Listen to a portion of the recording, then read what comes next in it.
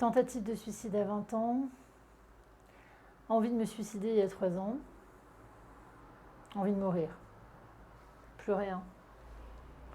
0 plus 0 égale la tête à Toto. Je fais partie des êtres humains qui se sont reproduits. On se reproduit quand on fait des enfants. On sait pas, on n'a pas fait des merveilles, on n'est pas en train de... On ne fait pas un acte incroyable, bien que les gens, les humains ne se souciant si peu de leur santé et se rappelant si peu d'où on vient, oui, en effet, les gens vont avoir de plus en plus de mal à avoir des enfants.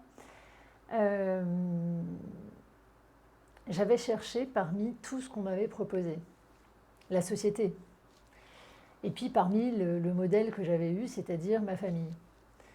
Donc, en gros, le schéma classique, les enfants, le mari, la maison, le chien, les chiens. Toujours avoir envie de partir, le sport, je faisais du cheval. Et puis un jour, tu te fais licencier, donc tu perds ton job. Un autre jour, tu divorces, donc tu perds ton mari. Bon, j'ai pas perdu mes enfants, je fais pas partie de ces parents-là. Pour l'instant, parce qu'ils ont 22, 18 et 17 et on ne sait jamais ce qui peut arriver dans la vie. Et j'ai fait faillite, j'ai perdu 200 000 euros, j'ai perdu en fait, donc j'ai perdu mon compagnon, je me suis séparée, et puis il y a 3 ans, mon amie m'a appelée, ma meilleure amie de 25 ans, 30 ans, qui a été une amie juste fantastique, et qui m'a dit: Marine, comment ça se fait que tu en es encore là? Qui me demandait toujours comment ça se faisait que j'en étais encore là. Et là, je me suis dit, pourquoi j'y arrive pas dans ce monde, et je me suis dit, je vais chercher autre chose. Je vais chercher, de toute manière. Se suicider, ouais, quand on a des enfants, on hésite. Et enfin, en tout cas, j'en étais pas au stade de mes 20 ans. Et je me suis dit, j'arrête. J'ai tiré le frein à main, je suis descendue de la bagnole. Et je me suis dit, je réintégrerai pas ce monde tant que j'irai pas mieux. Je suis restée 8 mois toute seule chez moi. J'ai inversé. En fait, j'ai écouté David Laroche, j'ai écouté Franck Nicolas. Beaucoup David Laroche au début. Les wake-up calls. Mon cerveau déraillait complet. J'étais allée 11 ans chez le psy. Personne ne m'avait parlé de rien. J'ai été élevée par un père artiste, pervers narcissique au plus haut point. Tout était pour lui, rien pour les autres. Ma mère est bipolaire, mon oncle est mort dans la rue SDF, je me suis fait une vie super compliquée. Et ça, 11 ans de psy, personne ne m'a parlé de rien. Bon, alors, les gens ont peur avec les émotions. Dès qu'il y a trop il y a des gens qui ne savent pas du tout gérer leurs émotions. Et j'ai commencé donc à chercher, j'ai écouté David Laroche, j'ai écouté Franck Nicolas, et puis après j'ai acheté le livre de Frédéric Lenoir, j'ai commencé à faire de la méditation. En fait, j'ai inversé tous mes comportements. C'est-à-dire que tout ce que je faisais là, je me suis dit, puisque j'ai fait la cata avec tous ces comportements-là, en faisant tout ça, normalement, si j'inverse la machine, je vais réussir à faire des miracles. J'en suis pas encore au miracle, mais peut-être bientôt. Et j'ai tout inversé. C'est-à-dire que quand j'avais envie d'appeler une copine pour lui raconter ce qui m'arrivait, je me retenais. Quand j'avais envie de me mettre sur un site de rencontre pour chercher un mec, puisque je n'avais jamais passé un mois toute seule, je ne m'y mettais pas. Quand j'avais envie j'essayais. Alors attention, au début c'est chaud, parce qu'on a envie de retourner vers ces comportements qu'on connaît. Et j'ai tout inversé avec le temps. Alors, ça n'a pas pris 2 secondes et demie, mais ça a marché. Et je peux aujourd'hui affirmer, alors ça paraîtra indécent, mais je peux affirmer que le bonheur, c'est un choix en fait. Mon amie, quand elle m'a appelée pour m'annoncer son cancer du pancréas, je me rappelle avoir senti comme si le vide, le sol s'ouvrait sous mes pieds.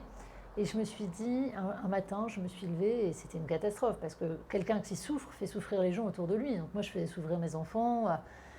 Petit à petit, j'ai vu mes fils s'éloigner. Ma fille, la pauvre, elle s'inquiétait. Enfin bon, il y a un moment, il faut juste arrêter, quoi. Et dans cette société, maintenant, on a des connaissances. On a des connaissances sur l'être humain, sur le cerveau, comment il fonctionne. Alors c'est un énorme challenge parce qu'il y a des changements hyper rapides, mais après ça devient un jeu et ça devient un jeu même très amusant.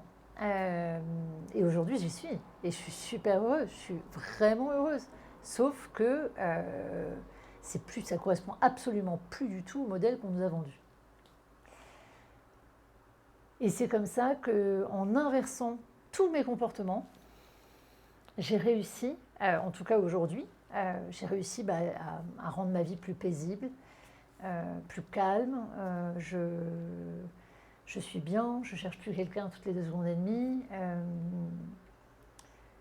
Je sens que je fais les choses sur le long terme. Je ne sais plus comme une balle rebondissante, une balle de flipper qui part dans tous les sens. Et voilà d'où l'importance, j'ai des enfants, et je vais publier parce que les réseaux c'est juste génial. J'ai eu un jour 1,2 million de vues sur Facebook, là j'ai 4000 vues sur YouTube. J'espère qu'un jour je vais y arriver. Et du coup c'est un moyen génial de communiquer et de surtout aider les autres à se réveiller parce qu'on nous ment. On nous ment. Et les gens, s'ils vont mal, ça consomme, les comportements compulsifs. Moi, je fumais, j'étais boulimique, je consommais, j'avais tout le temps envie de partir en vacances. Parce que bien sûr, quand on n'est pas bien où on est, on a toujours envie de s'en aller.